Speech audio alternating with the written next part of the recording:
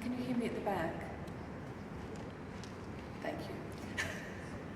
I want to begin by thanking William Lim, Dan and others who helped put this on. It's been a really interesting day and a half, and you know, it's really concluding what has been a much longer conversation for those of us involved, and that conversation has been informative for me, humbling to pick up on a theme we've just heard about, and I'm very grateful to have been a part of it.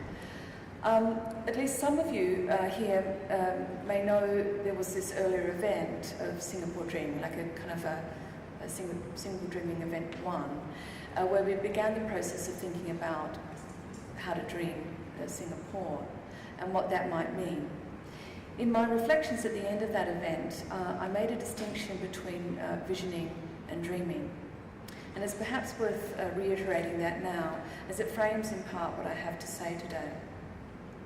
The practice of vision making, I suggested, belonged to the government, the bureaucrat, the political elite. Visions are a kind of heavy-handed, goal-setting futures thinking, often shored up by budgets, systems of expertise, ideals, key performance indicators, quantifiable targets. They can lead to good things, but left in the wake of their realization, other things can be lost. We might have had buildings razed, we might have had memories forgotten, now out of step ways of life and being, redundant values, foreclosed spontaneities. And I noted it when I kind of made that distinction earlier, with a genuine mix of respect and dismay, that Singapore is a nation expert not only in the generation of visions, but the realization of them.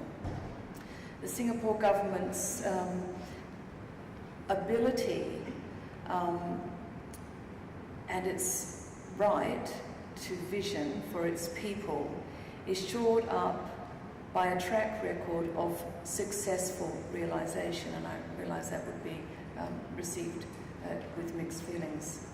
Be that in terms of grand projet or the minor attention to tweaking, adjusting, resetting already in place visions such that they stay on course and in place. And in my earlier reflections on this, I asked one question: what room is left for dreaming in a context so efficient and thorough and effective, not only at state-led visioning, but vision realization? Now, this is an especially pertinent question in Singapore.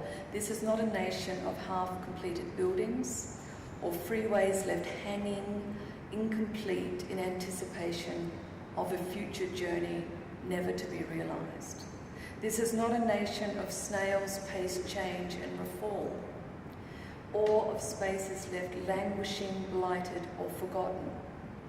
There is something about the speed and efficiency, thoroughness, and actually often the sheer quality of the execution and realization of Singaporean visions that can literally suck the air out of things, take up all the space, literally and metaphorically, and leave no oxygen or room for alternative dreams, or for futures thinking that is not packaged as a national vision, a set of shared values, a series of agreed upon benchmark targets, or earnestly reached for performance indicators. And so for me, it's been utterly refreshing in this experience to hear all those alternative dreams. So how is that space to be carved out? Civil society initiatives like William Lim's Urban Asia's salons and conferences and books is one way. So too are initiatives like Select Books, or Wild Rice, The Necessary Stage, the Heritage Society, the Friends of Booker Brown. These are all, if you like, alternative dreams. Now, according to Peter Watson's intellectual history of the 20th century called The Modern Mind, American philosophical pragmatism, the pragmatism of Charles Peirce and then William James, always began, and I quote, "from the world as it was," unquote, with all of its untidiness, inequalities, injustices and unfreedoms. Now, if there is one disposition or temperament, as James called it, Singaporeans are familiar with, it is pragmatism. Not a philosophical variant, to be sure, but a practical variant. In effect, ironically, pragmatism has served as Singapore's ideology. Pragmatism has been a core value, and that value has been expressed and deployed and lived with in all areas of modern Singaporean life, from the way land is managed, to housing, to other infrastructural projects, and to education.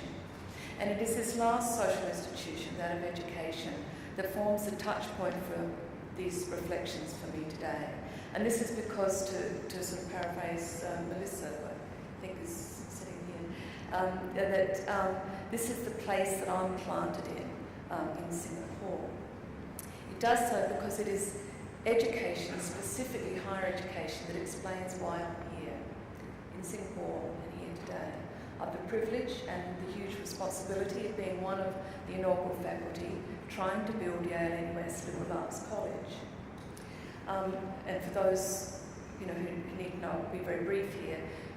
Yale NUS College is very recently formed, a semi-autonomous higher education institution. It's not an export from America, from Yale. It was sought out by the Ministry of Education with NUS as the successful tendering institution. And so, if you like, it's an import model of a transnational higher education.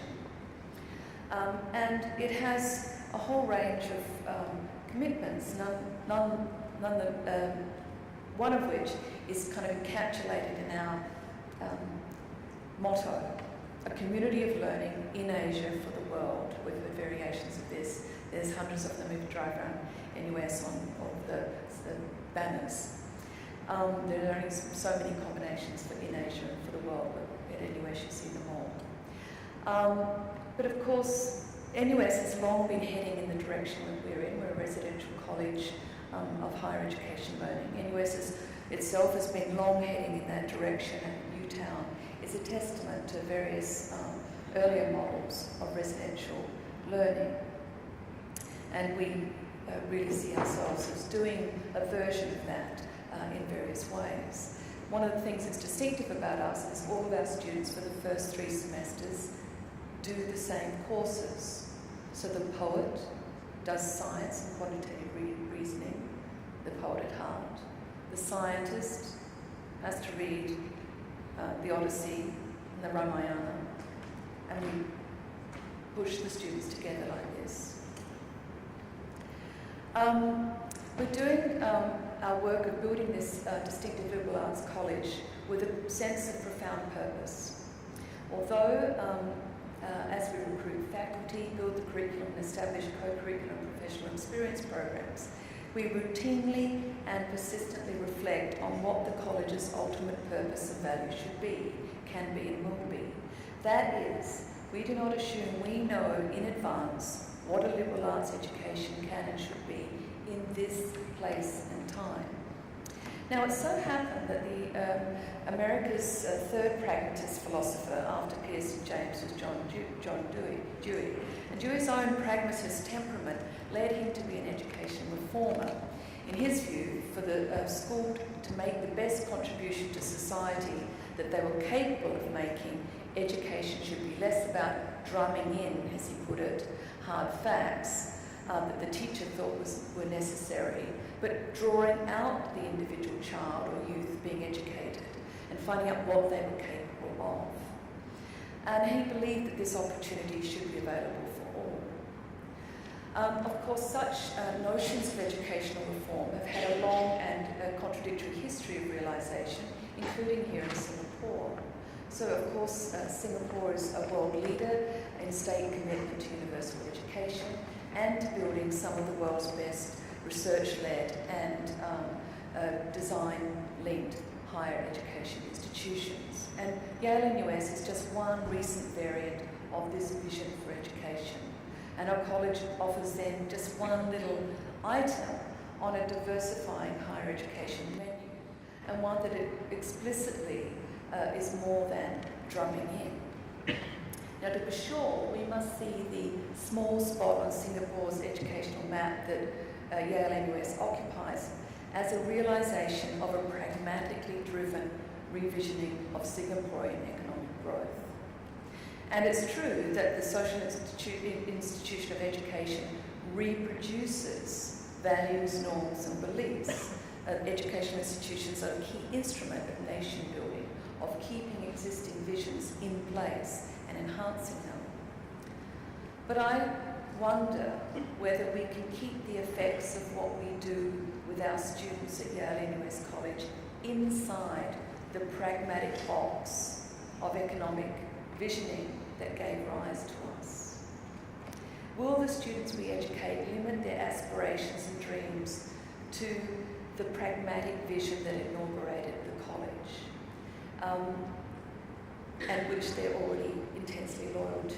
Can you read Homer's Odyssey in unison with the Ramayana and it simply result in you at some future date buying a ticket to a performance of one of other variants of those pieces of theatre, merely becoming a key performance indicator for a creative city? Can you read Plato's Republic alongside of Confucius's political thought and see liberal ideologies or democracy as others do? The answer is no. And this is, of course, the risk and the potential that is carried by the Economic Development Board when it invests in art, in culture, or in the case that I know, education in a liberal arts mode. So regardless of what policy vision brings Yale and US into being, regardless how pragmatic that might be, we as a diverse set of faculty and students cannot but help to create something way in excess of that vision, not held in place by that vision, possibly even contradictory to that vision. Sure, education reproduces social values, but it always offers the basis for limiting, redirecting, re-evaluating those values, including the value of pragmatism. Like our colleagues at other higher education institutions in Singapore, we are building what Liam Van Schaik called it a platform for creative dreaming. This then is my dream, that the visions of Singapore will continue to generate dreamers who dream, alongside of official pragmatism, surrounding it with an array of alternative Singapores.